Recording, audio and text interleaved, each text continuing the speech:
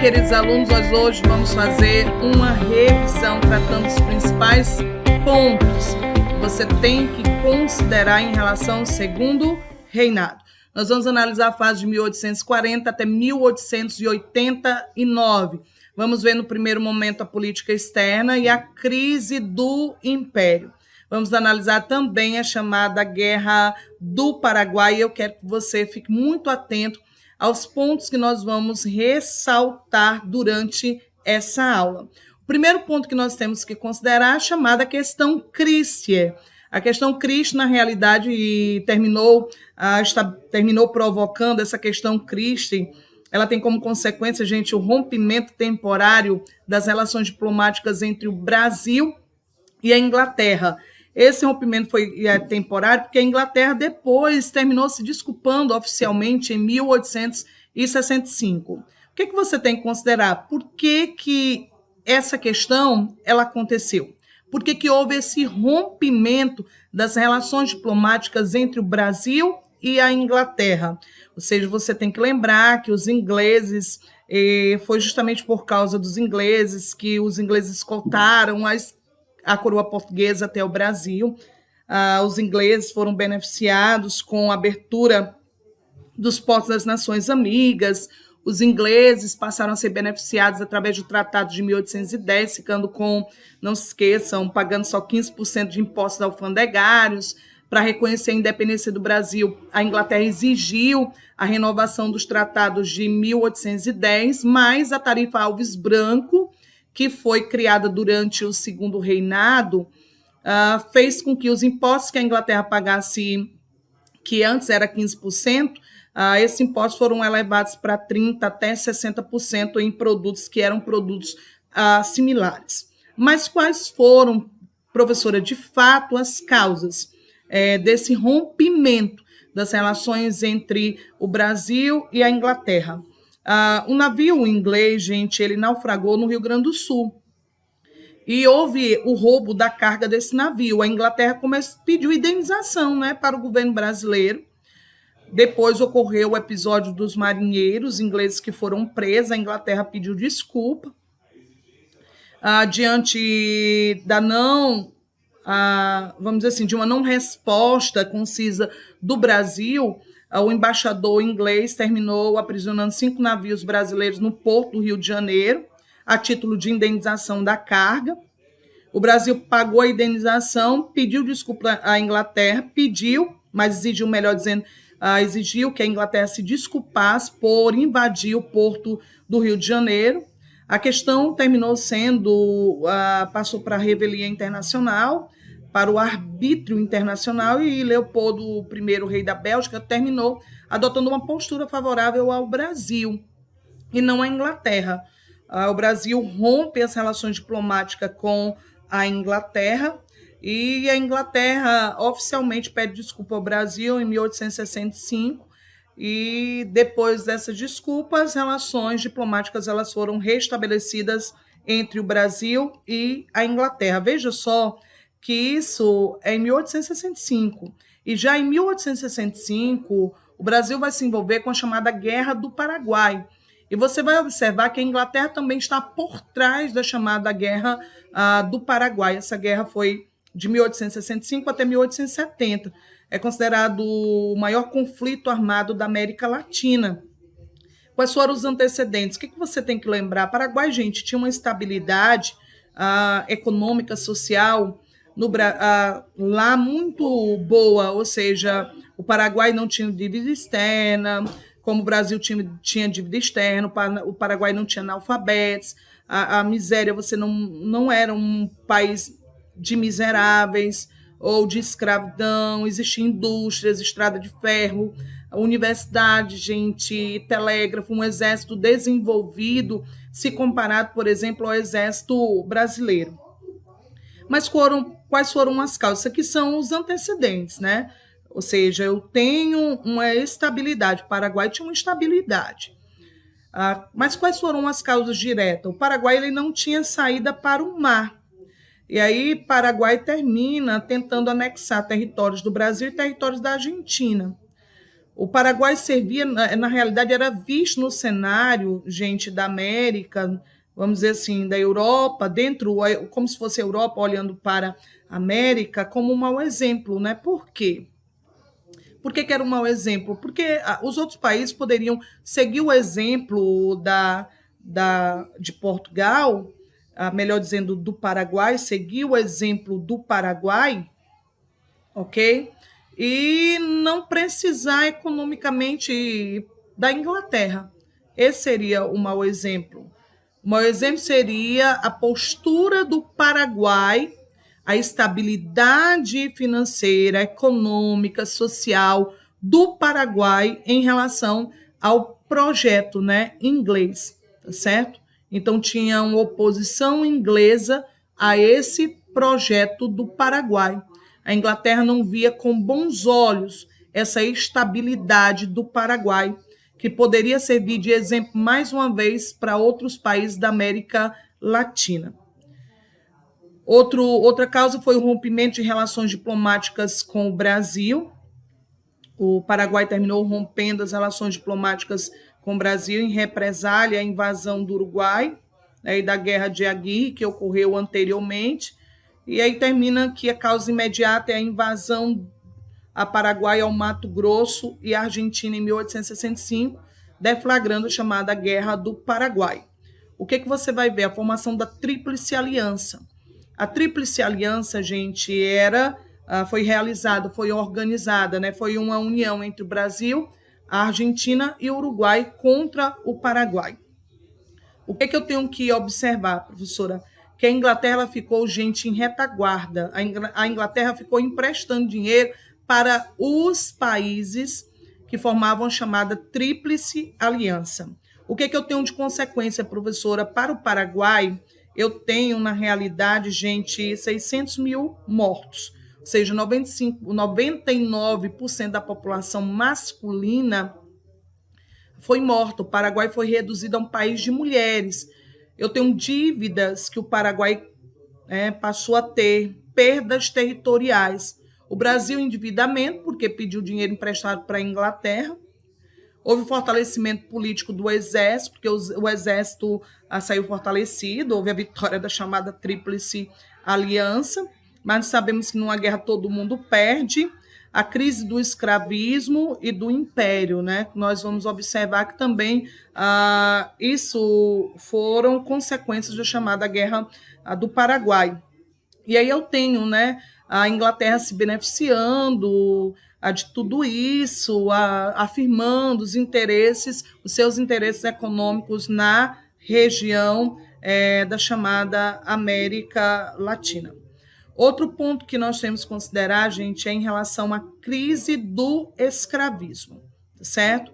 Eu tenho a Bill Arbeden, a Inglaterra lá, a oposição inglesa contra o tráfico de escravos, a lei Eusébio de Queiroz de 1850, proibindo o tráfico de escravos entre a África e o Brasil. Não significa dizer que esse tráfico ele foi interrompido definitivamente, ainda continuou o tráfico entre as províncias do Nordeste e do Sudeste do Brasil.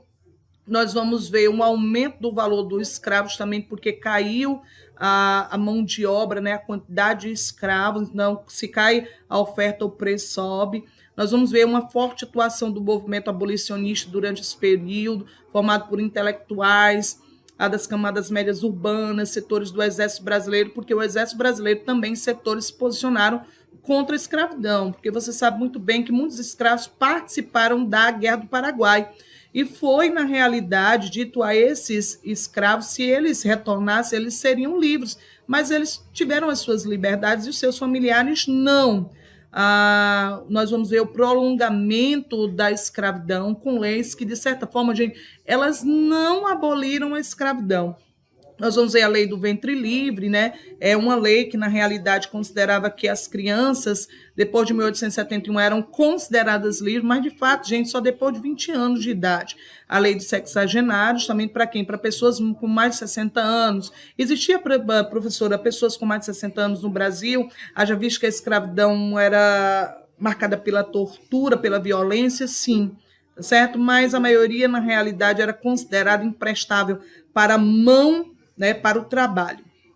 E aí eu tenho uma pressão da Inglaterra, como vocês podem observar, para que a abolição da escravidão aconteça. Eu tenho essa radicalização do movimento, né, abolicionista, com os caifases, que tinham um fundo monetário, compravam escravos, alforria, invadiam fazendas para libertar escravos. Mas a gente vê, gente, que em 1888 a escravidão ela foi decretado o fim da escravidão, mas os negros foram marginalizados, certo? Houve uma marginalização. Aqui, como você pode observar, o jornal da época, 13 de maio, comemorando, né, a Gazeta de Notícias, no Rio de Janeiro, segunda-feira, 14 de maio de 1888, publicou que no dia 3 de maio a lei, né, foi decretada, chamada Lei Áurea, declara extinta a escravidão no Brasil, lei número 3353 de 1888,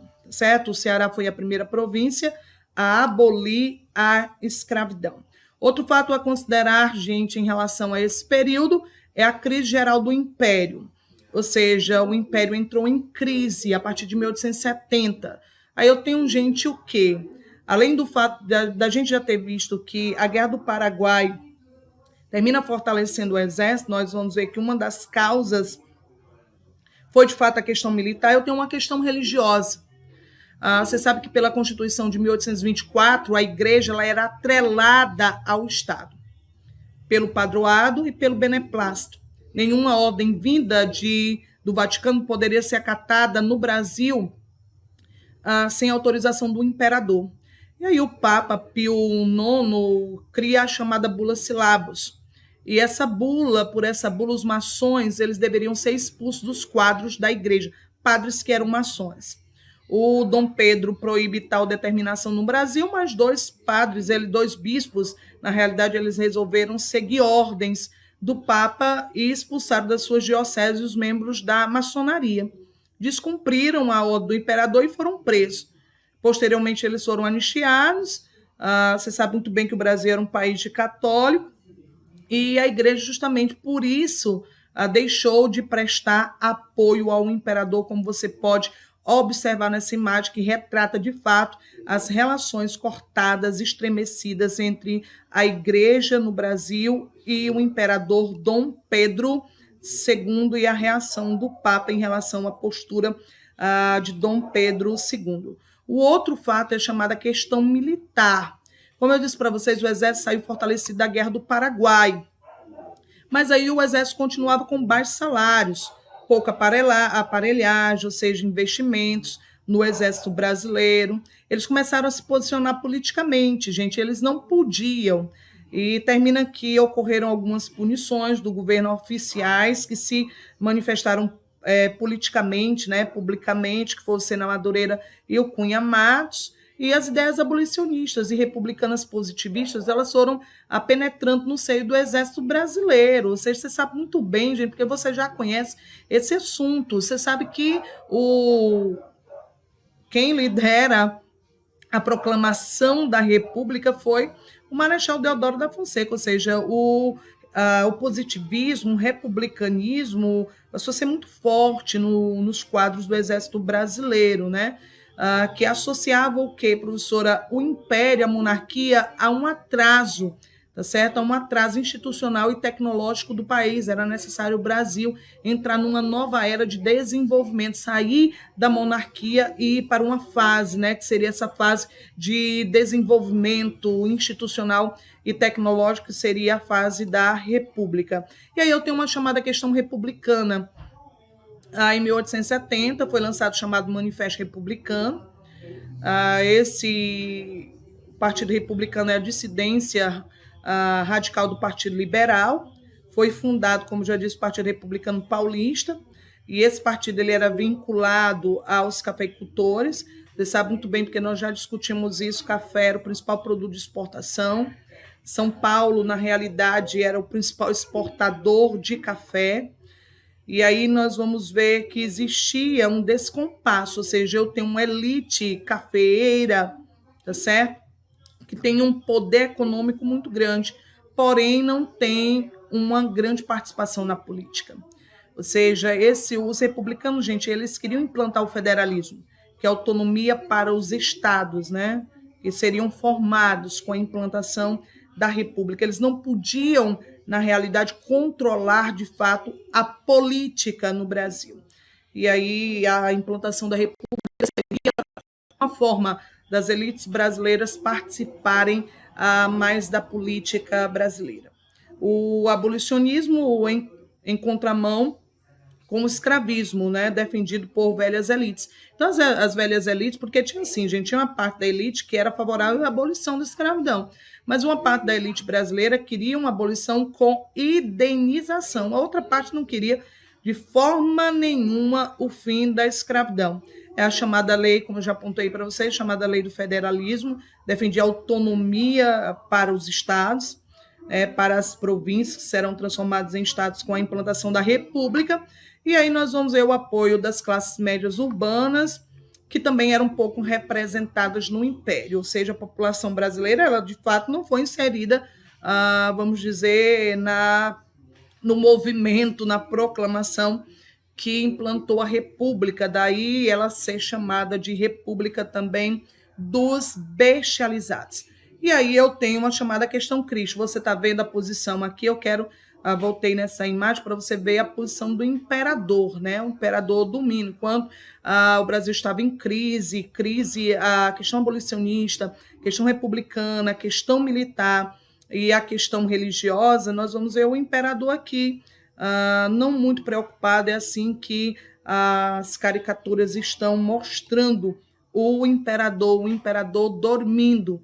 Aí vem a questão abolicionista, que está relacionada à abolição da escravidão, que termina retirando a base, né, a última base que o imperador tinha de sustentação, que era a aristocracia tradicional, e aí o império é atacado por todos os setores. Eu disse para vocês, a população não participa ativamente da proclamação da República, tá certo? A República Brasileira, ela foi proclamada no dia 15 de novembro de 1889, tá bom? O imperador tentou, vamos dizer, fazer com que a República não fosse proclamada, algumas manobras, houve a tentativa, ele adotou algumas medidas, concedeu, por exemplo, autonomia provincial, liberdade de culto, liberdade de ensino. O Senado passou a ser temporário porque o Senado era, na realidade, vitalício,